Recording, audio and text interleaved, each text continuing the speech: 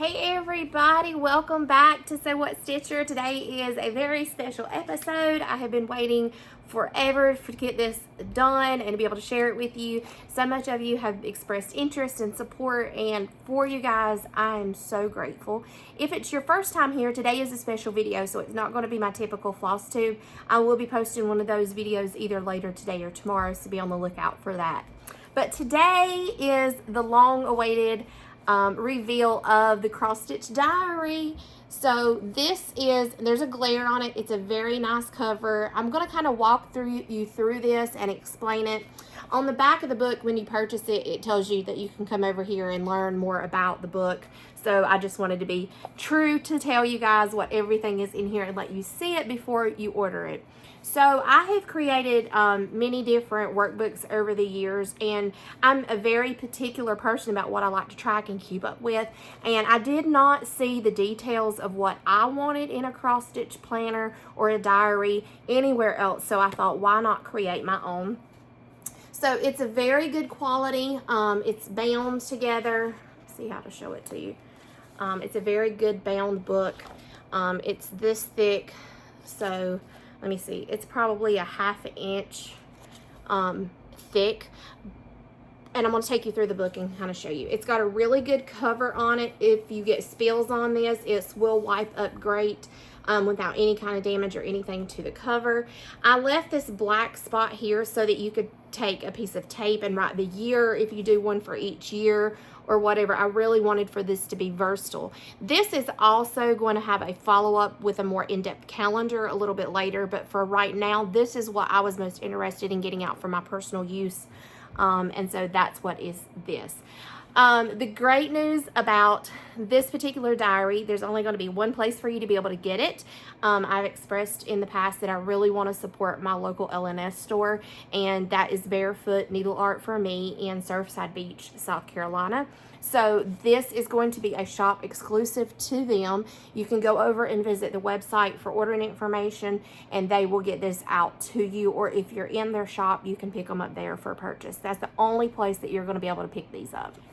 All right, so without further ado, let's go through the book together. So I'm not going to go page by page. I'm just going to kind of show you the beginning parts, and then we'll skip through and I'll show you, of course, the disclaimer and all that good stuff. For those of you that did not know, I am an artist, Kylie Kite Art and Design LLC. I'm a colored pencil artist, and so that is that's my logo there. You can check me out over at www.kyliekiteart.com for more details. But okay, as you dive into it, the very first thing that you're met with is a master chart list of charts that you own. The information here, it tells you the page number.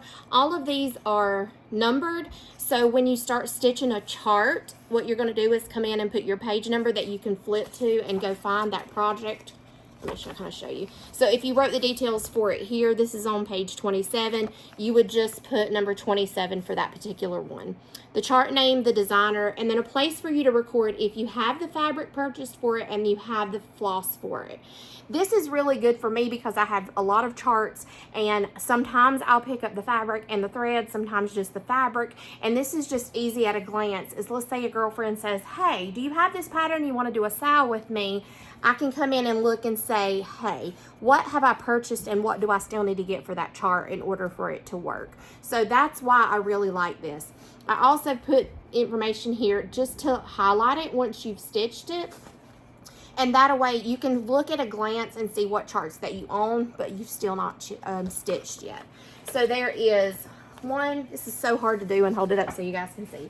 So there's 1, 2, 3, 4, 5, 6, 7, 8, 9, 10, 11, 12, 13, 14, 15. There is 15 places for you to record for different charts. I know y'all are not like me and you're not chronically buying charts, and you know, but I did put plenty of space for you to be able to know what you own. For me, that's really handy because I can just, especially if you make some kind of a cheat sheet that, you know, like hands-on designs, you put HOD and you can just go through the designer list and see what you own by a particular designer. That's really what my hopes was for that. The next section of the workbook is the WIP sections, aka in progress. As a YouTuber, there's a lot more information that I need to be able to get to with, in a quick glance. Some people like to track this information. Some people don't really care. It's in the diary. Again, I made this primarily for me, and I hope that it is of use for you. But you've got the project name, the date that you started it, the date you finished, the project bag that you've got it stored in. I know I'm the only one who does that too, where you've got a project in a project bag and you can't remember which one it's in.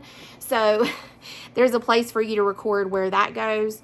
The chart designer, the fabric that I've decided to use. I know I don't always use the called for, so there's a place there. The total stitch count of the project, the finish size on my fabric choice. So for instance, if the pattern calls for a 14 count and I stitch it on a 32, not that I ever do, but it's just a way for you to record how big it's going to be. And that way, if I'm ever out and about and I'm looking for finishing objects and I think, how big was that supposed to be? I can have this measurement on hand, quickly accessible, and I'll know if it's going to be able to fit whenever I'm out shopping for stuff to finish with. The next thing is if I'm stitching it with somebody, I can put their name here. I can't read upside down, sorry. Social platforms that I'm sharing to, so I can put that here and the applicable hashtags. I don't know if this is going to come up backwards for you guys. I hope that it's not. We'll see. Who is stitching this also? So there's oftentimes that I'm on Instagram or something and I see, that, hey, this person's stitching it and I want to keep up with them, and be able to share back and forth, and I forget. And I'll take a screenshot with the intent of mentioning another stitcher and I forget. So this is just a place where I can follow somebody else, if they're stitching it. And then again, do I have the fabric? Do I have the floss? Then there's this whole big section down here for you to take notes. I'm going to read it because I can't read all that backwards. It says notes, changes, dates that I've stitched on, special start details, where I purchased it, gave to me by, date scheduled to start, stop, sale details, anything that makes you happy. So just a place for you to record any kind of details that may not be outlined for you to put into the book. And then this is something that I love to do. I have a little Canon printer. Let me grab it. So it's a little Canon printer. It's this big. And so what I do whenever I get a project that I start is I take a picture of it, and I don't have it in my other book laying around here, but it prints a really small little picture. So obviously it can't be any bigger than this. And so I wanted a place where I can put a picture, because sometimes if you're like me, I forget. I see a name, but I forget what it looks like. So this is a way I can just flip through here and I can see at a glance what the piece looks like. So you can tell. You can do a picture of it as just the project picture, like what's on front of a chart, or you can do a picture of it when you've completed stitching it and you want to be able to show what it looks like when you're done with it. I have alternated it so that if you put all of the pictures at the bottom or all of them at the top, it would just become so thick, it was awkward. But so I've alternated where the pictures will go in here. There is a place for you to record 112 WIPs in this particular book. Let me show you. That is pretty much the bulk of the book. So all of this is a place for you to record your WIPs and things like that. The next section is an ordered, purchased, working on section. And I'm so sorry. I get excited and I start talking really fast. So I'm trying to bring myself down. Hopefully I hadn't been too crazy for you guys. But this is a tracker for things that you're waiting on. It's got a place for you to record the item that you ordered, where you ordered it from, the date you ordered it, the date you paid for it, the date you received, and notes.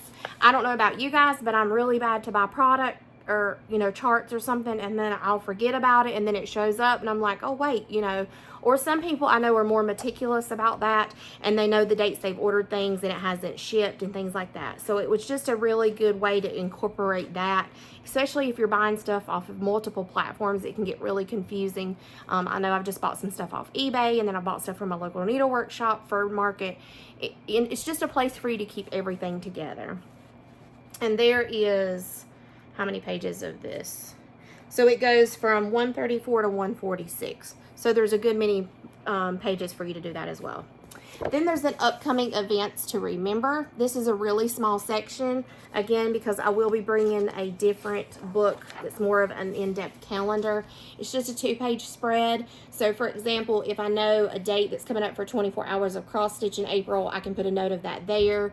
I know about a retreat in October that I've booked, I can put that there. It's just a way for you to have somewhere to jot down quick little stitchy details that you don't want to forget about. Then on the next section is your favorite floss tubers. I am awful about remembering names. I love to watch floss tubes and I forget people's names and I can only remember their floss tube name, or I can remember their floss tube name and I can't remember their regular name. So I have fixed an entire section for you to be able to record that. I put mine in here as an example. So I am So What Stitcher. My name is Kylie. My Instagram is the same. I am not on Facebook. And then just some notes. So you can put if you subscribe to the channel or if, how frequently they record, whatever the case may be. And so there's multiple pages for you to do that as well. Let me see how many there is. So it goes from page 152 to 157. So that's a good way to keep up with who you follow. And then the last thing is your shopping list. So it's a 2-page spread, and what I like to do is I will write on a sticky note the name of the project, the different things that I need to purchase for it, and then I will just slap it back here. And what I do is I take a picture anytime I add something or remove something from the list, and I keep it on my phone. That way I have always got my shopping list with me.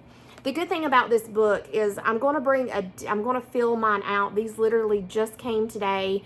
Barefoot got them on their website today, so I wanted to be faithful to hurry up and get this video out. But whenever I get mine completed, I will fill it out and show it on my next floss tube. But even with the pictures in here, this is going to be small enough and compact enough to be able to take this with me in the car. I can leave it in my car, and be able to pick it up, leave it in my stitchy bag, and that way I can look at a glance and know.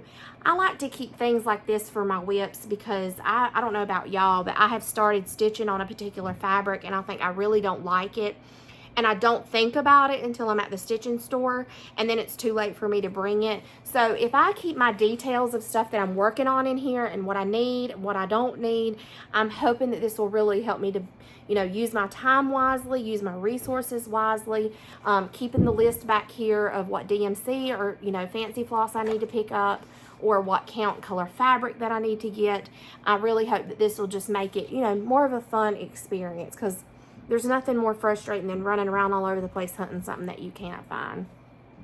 So again, this is the My Cross Stitch Diary. I'm so excited. I worked hard on it. This has been a couple of months in the making, and I'm really excited to be able to offer this exclusively through my local LNS store. So if you've got any kind of questions, feel free to leave them below, and otherwise you can pick up your copy of the Cross Stitch Diary from Barefoot Needle Art either online or in their store. Thank you so much for those of you that have been supporting this, even though you've known very little about it all along the way. I really do appreciate your support. So go get you guys your own Cross Stitch Diary, and I hope this helps you with your stitchiness too. Bye for now.